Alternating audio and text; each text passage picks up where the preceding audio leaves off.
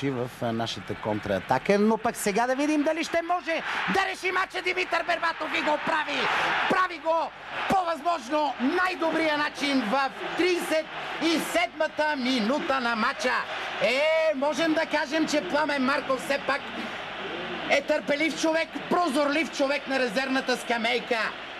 Макар, че смяната изглеждаше повече от неизбежна в първите 20 минути, Пламен Марков прояви търпение и Димитър Бербатов в 37-та минута взривява трибуните на стадион Васил Левски. 2-0 за България. Всичко се развива перфектно до тук за българските национали.